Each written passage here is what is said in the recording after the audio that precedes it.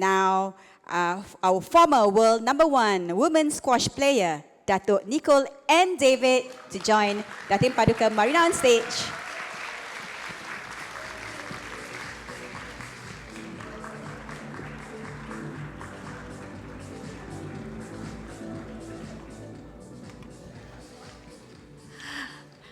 For those of you who don't know, this is our very own GOAT, greatest of all time.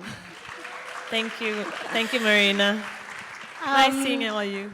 For our foreign visitors, Malaysians, I'm sure, all know who Nicol David is. But just to recap a bit about your career for our foreign visitors, I'm just going to, she's had so many awards. Datuk Nicol and David, DB, PJN, DSBN, KMN, AMN. You have more than me, Nicol. Not true, not true. She, beginning in August 2006, Nicol was the world #1 for a world #1 female squash player, right? For a record-breaking 108 consecutive months. Amazing, amazing. And she's won the World Open title a record 8 times, as well as the British Open title 1, 2, 3, 4, 5 times. And in July 2016, she reached her 151st successive month in the top 10, breaking the record in both men's and women's categories. How about that? I mean, even Roger Federer bows down to Nicol David, okay? The GOAT to the GOAT, yeah. So, Nicol, thank you so much for joining us. Thank you for coming to ZafigoX. We've talked before online, but it's so much better to have you here in person. Absolutely. You've had this exemplary career, amazing career, and you just make us proud all the time. But can you just talk about how, you've done all that, you've been all over the world, and now you're back here and you want to give back to Malaysia. Can you just tell us a little bit about that journey from your Penang school days, up top, and now back here again? Well, thanks for having me here, and this is an amazing event for women, and thanks so much for having me here to speak with all of you today.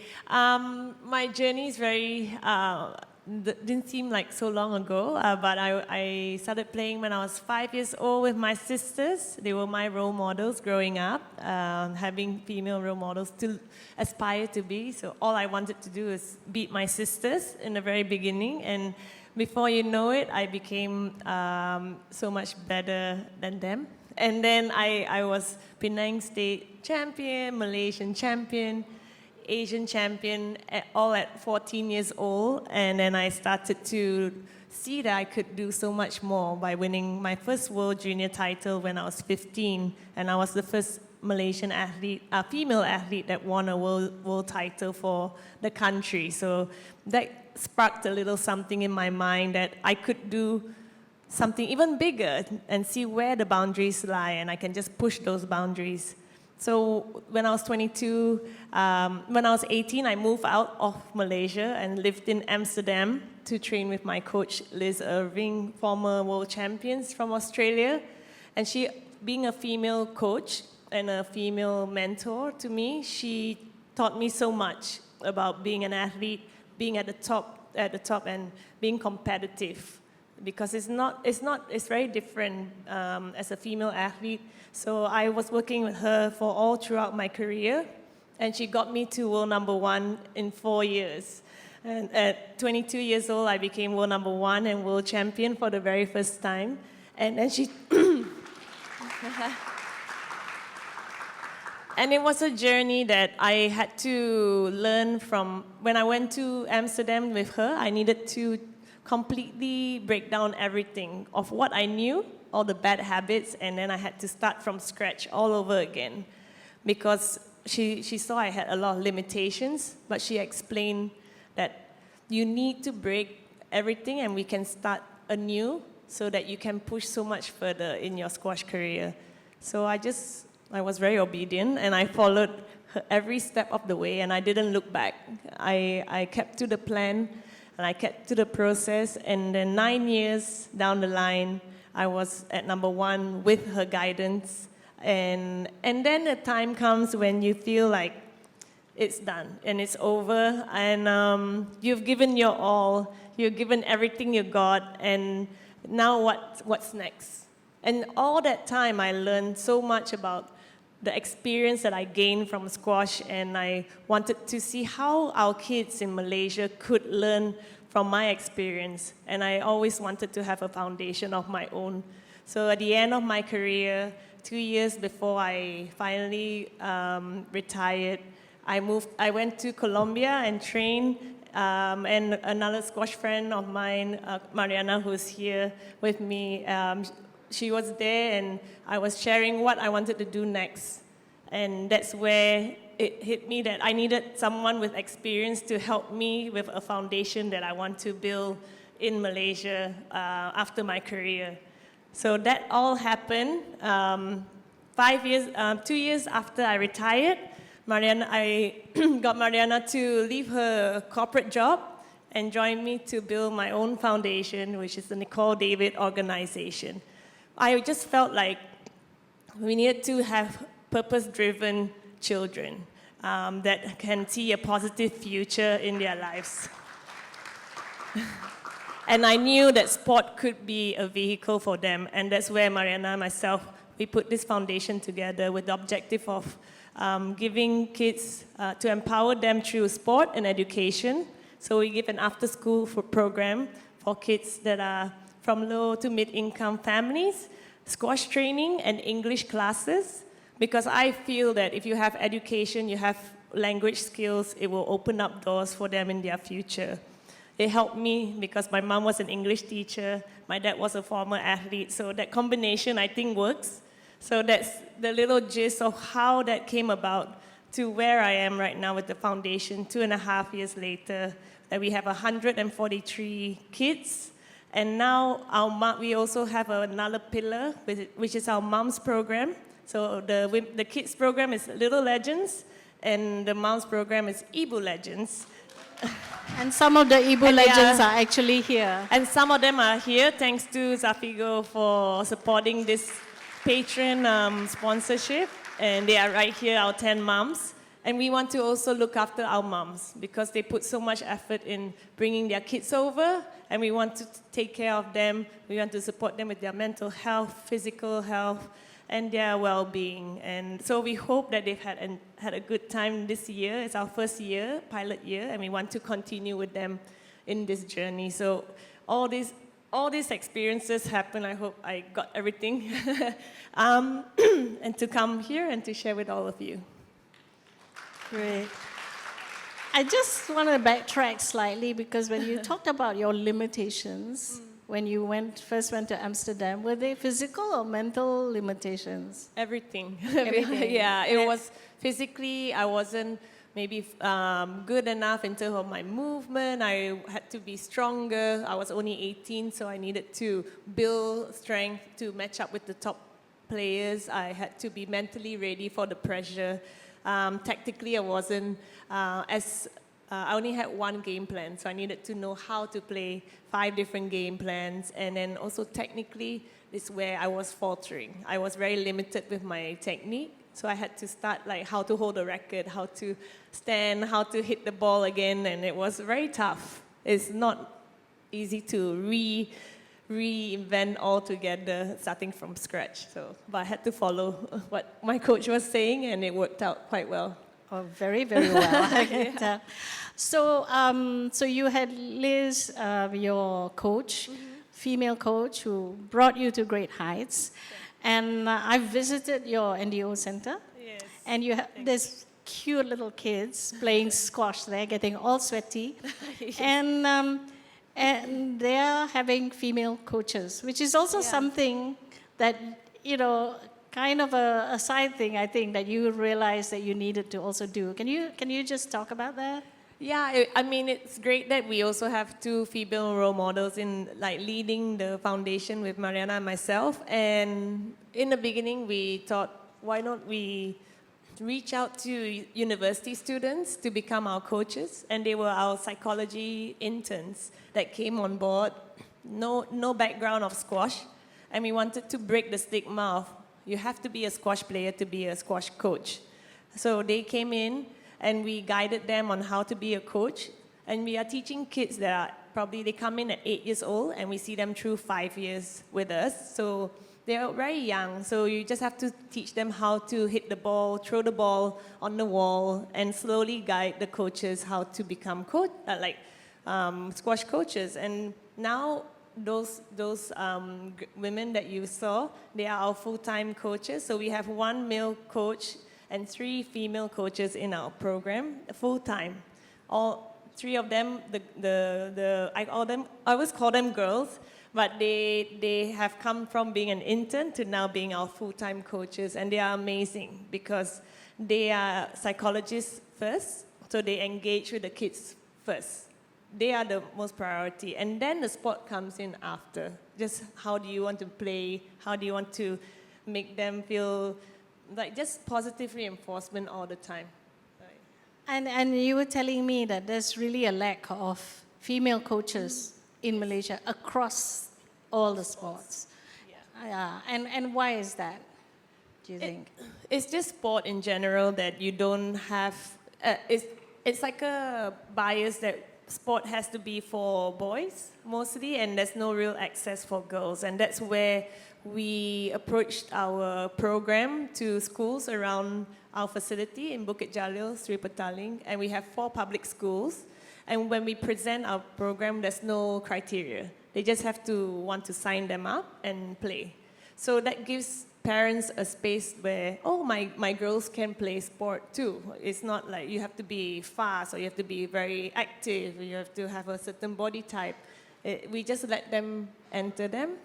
So we got 50-50, almost 50-50 girls and boys participating in our program, and I think that's the real benefit of not putting criteria on and just let them all play. But the coaches are also the same situation. A lot of sports look for male coaches and not encouraging more female coaches out there to come on board. So we lose a lot of top female athletes that don't have real access to coaching, but we need to encourage them more. So why not bring in another aspect of bringing more female, like whether students or other areas, to encourage them to come on and play sport. And that's where we are starting from our foundation, in a different light. That's terrific. And so describe a bit the program for your kids at NDO. And I remember you telling me that there's some impact also, not just on the kids, but on their families. Can you talk a bit about that? Yeah, we've seen how our kids, when they come in the program, they are a bit shy and they don't really know what they can or cannot do, so they kind of keep to themselves. But sport really gives them a chance to be more confident almost immediately when they start playing a sport, and they feel like they have an identity, and it sort of affects the family because they feel like their kids are in the right place. But you have to ask the moms to see if they agree with that. And yes. And at the end of each year, we always ask them to talk about what their goals are, what they are grateful for, and so that we give them a chance to think about what they really value. And one of our kids went up to her mom and said, "Look, we are talking about gratitude, and she said, and I want to thank you for all you have done," to her mom. And the mom actually told us that, I learned something from my daughter that I now, and I want to thank NDO for that I learned what it means to be grateful. And those small things that, we have a lot of stories, but it's every day you hear some small things where my kid now can wants to keep playing squash. So what can I do to make him be better? Where do I go? What tournaments do I play? And all these things have just created excitement within the family and how they can support their kids in some way. So yeah. That's great. And your kids actually enter competitions, right? Yes. So we create some internal competitions within our group, which is a lot of kids. Having 143 kids is a lot. But we also have like regional tournaments, like they call it school regional events, and then it's state and also national tournaments, which they start now. They only played squash for a year and a half. Like some of them really played competition only 1 year ago. So now we are going to put them into more like state level or national level And tournaments. have they been doing well? They've been doing fine. This now is just about exposure, and then slowly, but they need to get more training. And we are the potential kids, like 20% out of our cohort 1 so far have potential. So we put them into an academy, which is another extra 2 hours on a Saturday. But during our program, they get twice a week, 1 hour of squash, 1 hour English twice a week, and now it's additional for the academy kids. Fantastic. Yeah. So how do you see NDO in the future? I mean, what are your ambitions for it? Our real ambition is to get them to university. So Really? the whole idea that we told the parents, it's 5 years. We don't want to overwhelm them, that we want to see their kids through right to university. But it really is a commitment from us that we want to see their kids to the end. And so the Little Legends program will be 5 years, and then there will be a secondary program that we are still formulating right now, because they are starting to get closer to finishing this Little Legends program. They are already growing up into getting bigger. So that will be more catered to how that they can pass their exams in SPM or get better, and that will be also involving squash as well. So that's still our long-term goal, just to get good kids. That's our objective. From having those values, we just want them to grow up, not become champions in squash, but champions in their own space, in their own right, whether it's an artist, whether they want to be a musician, they want to be an engineer, anything they can do through sport and through the values that they build with discipline, self-confidence, determination, all this resilience. Sport is the first thing that when you lose, you have to pick yourself up straight away. And that's where they learn from a young age. And that's why we feel that sport needs to be addressed so much more in any walk of life. Anyone can pick it up now and just gain those values straight away. So, I mean, to me, listening to you and how you've devised this program for your kids, it's the sort of thing you kind of expect from someone who's been trained in education, with a real pedagogy and all that. But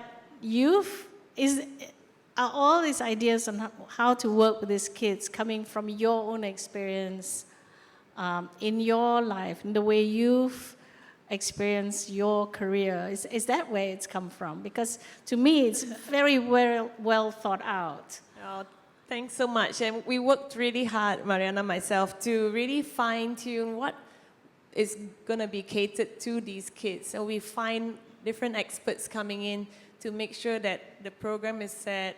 And from my experience, having my parents being the most supportive throughout my journey, just having a positive environment can change everything. So teaching our teachers and coaches to be positive influence to our kids, and then they feel confident and comfortable that they can do whatever they need to do to be good students or good people, and there's no barrier.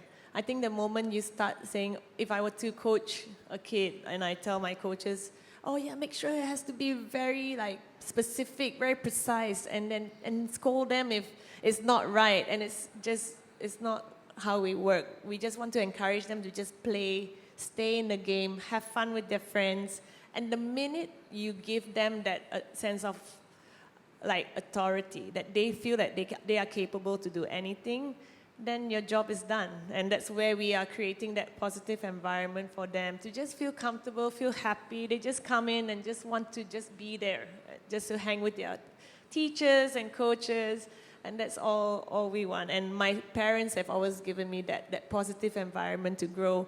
They never said, like, you can't do this or you can't do that. They just knew that if they gave me the tools, I would just fly. And I felt that with my coach in Amsterdam. She surrounded me with the right positive environment.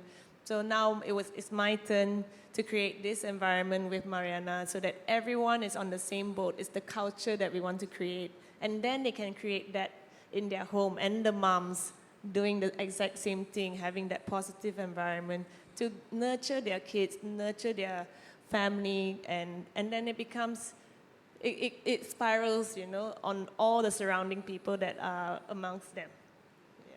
It's very wonderful. If any of you get the chance to go and visit Nicol Center, please do, because it's really quite amazing. You see these cute little kids coming in sweaty because they've just been playing squash and then sitting down at the desk and speaking English. It's so inspiring. Nicol David, I wish you all the best. I'm sure we all do. And we hope to see you reach new heights with the NDO and all the kids and moms that you're training. And we hope that we can do more collaborations. Absolutely. As well. Thank you so much. Thank you so much. Thank you, everyone.